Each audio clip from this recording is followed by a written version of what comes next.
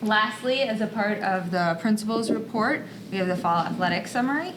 So I'd like to invite our assistant principal of athletics, Tom Doman, up to provide you some additional information regarding those reports, which start on page 9 of the board book. Thanks. I will try to update and fill in some of the gaps, but we just recognized obviously lots of the fall athletes in the all conference and all academic things.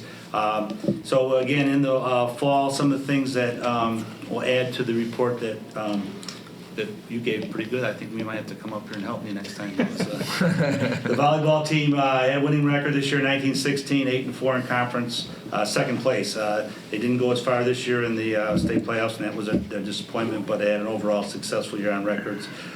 Also, the girls golf team, 7-4, the first time they had a winning record in a long time, and 2-2 in conference. So we don't have a lot of conference schools competing, so right now it's a small conference turnout for girls golf. The boys and girls cross country, which obviously were just recently introduced and highlighted, and again, just kind of reiterate that the girls team, won the conference and came in second technically in the regional sectional, but like we heard that they were right there and 17th in the state final, which is a great team score, having the whole team go down, along with the boys then who won the conference and the regional and the sectional, and 8th place in the state, and we did have first place junior conference team too, which bodes well for the future. And then Jacob was 22nd in state, which the top 25 runners would be considered the all-state runners for that year, so that's an outstanding accomplishment. Girls tennis. For people who don't know about cross country, there's only one class for cross country, right? Or is there two? There's 3 classes. There's three classes. Yeah, there's 3 classes. Which one were we in? We were middle two. We're Okay. Been class 2 for a while. Okay. That's pretty much the enrollment breakdown has been that consistent. Okay. So yeah. So again, it's against really good competition. Yeah. Very comparable schools to what we have. So, and they all run down at Detweather Park in Peoria, which Right. is kind of the I guess the old famous place where all the runners know all the tricks and trades of how to get off and not get caught in a turn. And there's some. Craig Virgin holds the record from, I think, 1972. Is that correct, Bob? Something to that effect. Yeah. Yeah. An RB alum, correct? No, No. he's not, but he's a friend of RB. Friend of RB. I know there was a tie to RB. At the high school, Jerry Butler is one. Oh, there's always a tie to Jerry. But Continuing on girls tennis, nice record at 16-6, 6-2 in conference, which was a second place finish, and they were very happy at being home on the tennis court. So they would all thank you for the process and getting all that implementation done out at the tennis courts, because it's obviously a very it's a perfect course right now as far as the ground, the traction, and all the things they've had. They couldn't have been more happy with the playing surface out there. Tom, I'm sorry to interrupt you. Who won the conference for the girls? In tennis, I believe that's Wheaton. Won. Wheaton. That makes sense. We were consistently. I mean, we're pretty strong, but obviously there's a couple players when you get in the conference. Obviously, there's some top players going against everybody. But Will we be able to hold the conference meet here? we would be able to do it if we have it staggered a little bit. So 5 courts is a little bit shy of a perfect scenario, but it's possible if you stagger it and do the singles and doubles in a little bit. with the lights. And with the lights needed in case time of year, because it does get late in the fall, obviously, for girls. And then the boys would obviously be in the spring. Football, another round at the playoffs, a great record, 8-2. Second place in the conference with a 4-1 record. And sophomores had a 7-2 record. So again, a successful when it comes to looking at a record, which isn't always the end all, but it does show that they're getting a lot of skills done and competing in our conference. Girls swimming, I know some comments were made that we are not finished yet. We do have one. Madeline Wienig is going to qualify, has qualified, and will be going to state this weekend at New Trier in the 100 breaststroke, and she's a freshman, so obviously a lot to look forward to in her career. The boys golf was 5th place at their regional. We had their MVP was mentioned was Chris Robertson, who had a nice year this year and was an excellent golfer.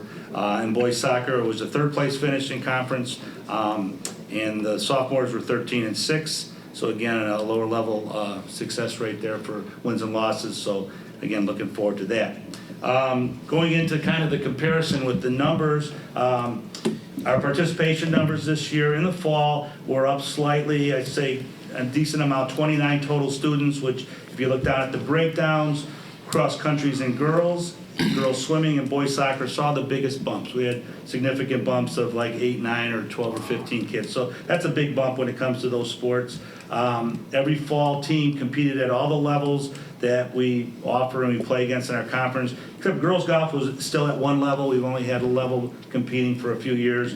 In our conference, that's pretty normal. We don't have a conference that has 2 teams very often. A couple schools do, but very few compete with more than just a varsity team. So that was our lowest number.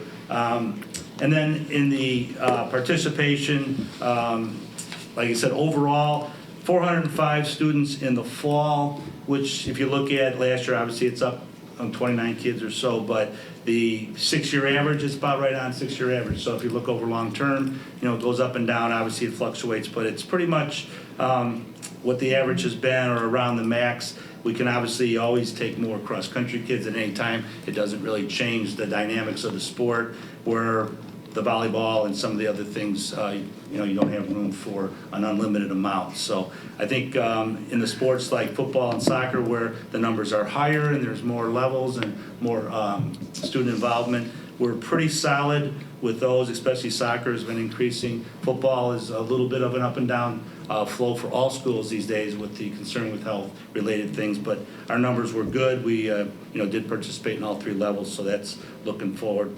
And then again, just a reminder, when you're looking at this kind of pay-to-play thing, that we try to report the numbers at a certain time in whenever we get the report together. So this shows how many are participating. There are some, obviously, that are maybe managers on this list, so they wouldn't be included in the pay for play, but they're included in the numbers of participation, not trying to inflate anything, just trying to get all the kids who actually play a role, whether they're actually a player or they're just because of an injury or some kind of other situation, they're still involved with the team. So those numbers, again, are consistent. And then, like I said, there's some wave students that come across each year, and that just varies on the climate and the economic condition within our community. So. And then we also have some students that are on payment plans too, correct? Yeah, there's some that, We're still that will doing be payment plans. hooked up with the business office, and Scott's, office will deal with them determining on the schedule on what they do, and that's kind of an individual process that takes place with the student, family, and the business office as needed. Questions or?